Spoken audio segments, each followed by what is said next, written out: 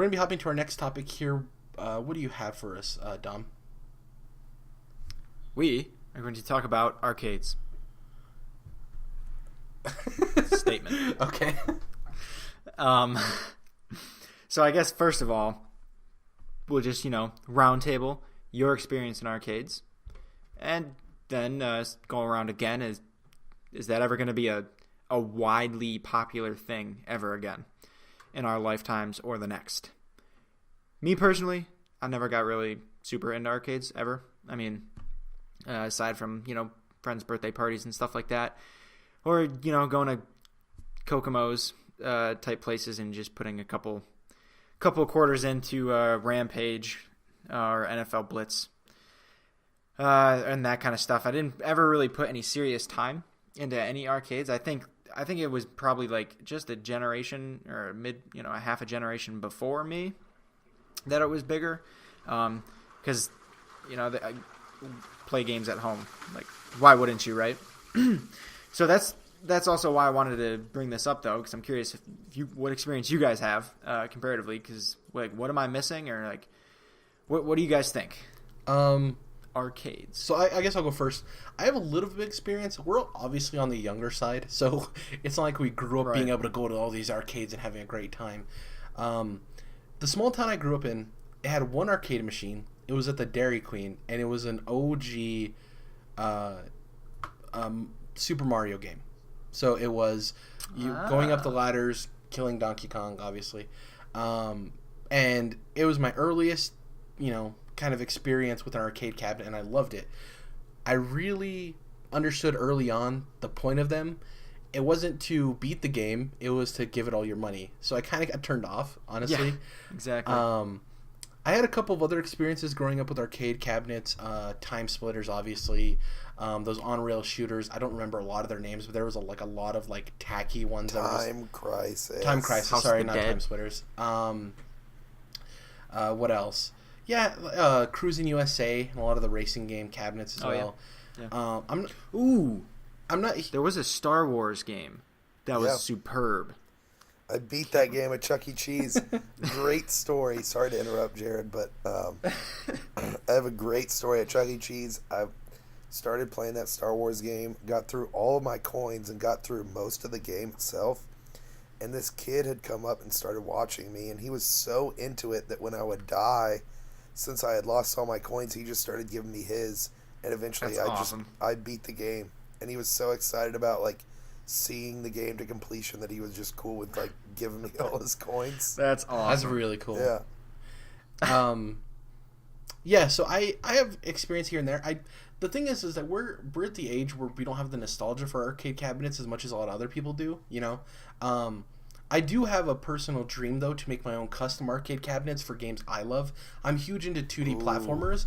If I can make my own custom arcade cabinet for Shovel Knight and have it in my house, that would be super awesome. That'd be so cool. Yeah, it'd be super awesome. I think that if a game, the problem too is a lot of arcade cabinets are set up for very simple, basic games, right? And if there's a way that there is probably a way if I can learn how to customize a cabinet to have more than the basic level of buttons, and they're still there and they're still accessible. But I would love a DuckTales cabinet. I think that'd be super cool. I love the OG DuckTales game and the remaster that recently came out 5 years ago, I think. Yeah, so my love of arcades isn't necessarily for the cabinets that have existed forever. It's the idea of taking all the 2D platformers I love and making my own arcade cabinets. I think that'd be cool. Yeah, I think some things to say about if arcades will ever return, but I want to hear what Jordan's arcade experience is besides getting shovel-free money to beat a game for a kid. Yeah, so of course,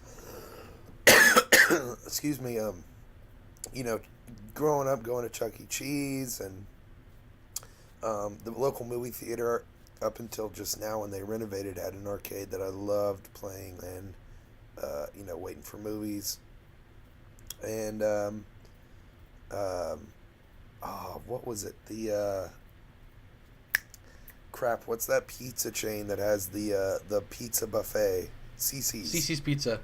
Yeah. Yeah, CC's Pizza. We used to have a local one that turned out in high school it got shut down because it was a drug operation. Nice. Yeah, but when I was a kid, I guess I don't know if they were selling drugs when I was a kid, but there was some arcade cabinets in the back there, and just various restaurants and stuff like that.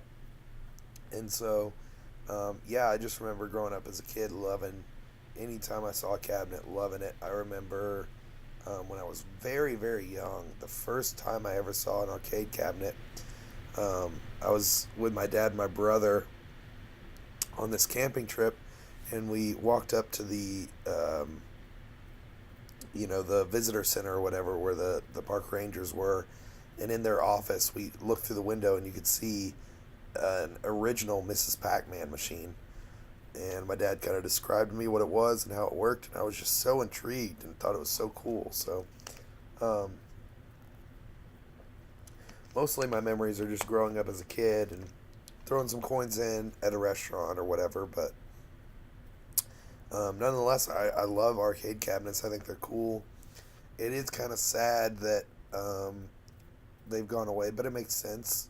The market demands what the market demands, and of course the market doesn't want to keep spending money on these lose-lose situations when you can just go home and play, buy the game once and play it as much as you want.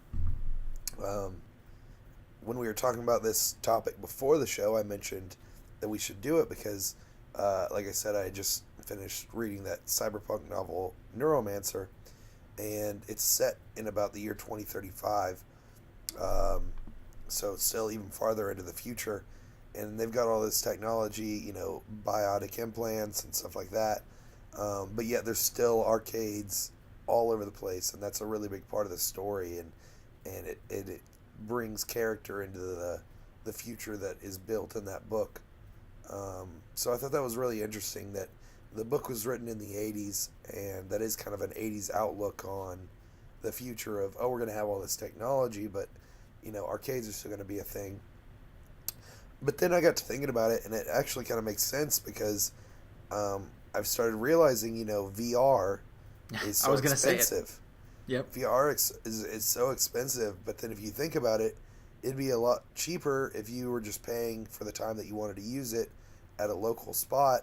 And so I could kind of see a resurgence maybe in the next few years where you get these like really high-end VR rigs that are way too expensive to have at home that would cost, maybe $10,000 or something.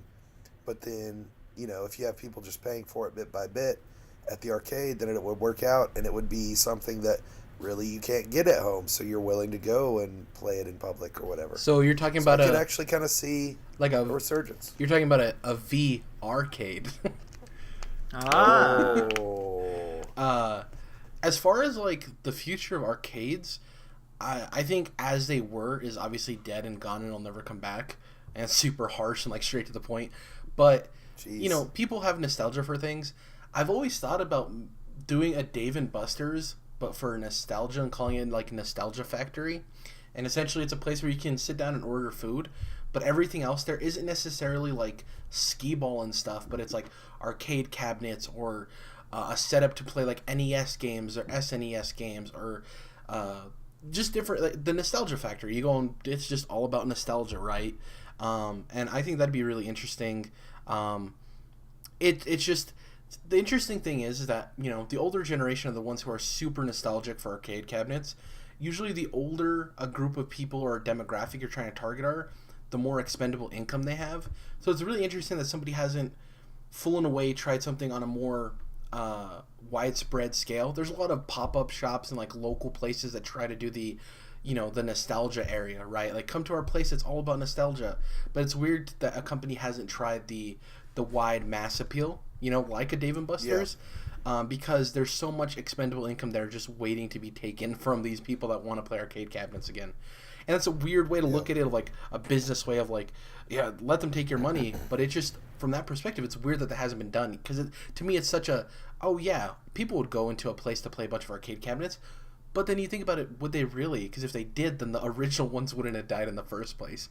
So it's it's a very interesting idea. I like the idea of arcades. but it's like you said, it's with the proliferation of technology and the way things have advanced, it's so archaic to put a quarter into a machine over and over again to play a game when you could just buy a game outright, go home and play it. So it's interesting. Yeah. Shout out to 2 Bits. It's a bar here in Nashville where they have all these arcade cabinets, and they've also got, like PS4s and N64s and all that, and even board games. And so it's like you come and you eat and you drink and you play games. So it's a cool concept. Do you remember in like McDonald's play places, they used to have like GameCube set up? Nope. Yeah. I don't remember that. Yeah, that was bizarre. I forgot that was a thing. Like they were behind glass and all that, and it was limited. It was like kind of demo-ish, like what accessibility you had. But I just like remembered that was a thing, and it's really bizarre to me now. But I want to jump back really quick though and add, because that was my my answer as well, Jordan. Like VR, it's so perfect. It's so infinitely perfect. Yeah. Fit for arcades. Like the cost is pretty much too high for most people to want to get into it, and then the setup and the cumbersome nature of it makes it perfect for an arcade, because you pretty much have to, if you want to have like a Vive at home, you have to have a whole room set up just for that. Which how many people can do that? Whereas in an arcade, pretty much that room is there, and it makes more sense to monetize it in that way. Like you come in and you rent it and you play a round of whatever it is for just then. It makes so much more sense than spending $2,000 to get a Vive and a PC and everything. It just it's so perfect. It could happen, man. I could see it. And tomorrow I'm going to be taking out a small business loan to start this arcade. The arcade. The interesting thing too is 2 things that lend itself to it are there's really short experiences now, so people don't have to spend a ton to get a full experience. Also, the non-game implications of having a place like that where you can rent out time for people to watch movies. So it's really interesting. I that's a very interesting thing I never thought about, of like VR can be the new arcade. So that's a very interesting way to look at it. And it's going to be, I think those shops are going to start popping up where it's like, hey, you want to play VR but you can't afford it? Come on down to JR's VR arcade or something. So I think we're all unanimous in that arcades as we knew them probably will never come back. But the VR kind of situation does lend itself towards a resurgence, which is going to be interesting. Yeah.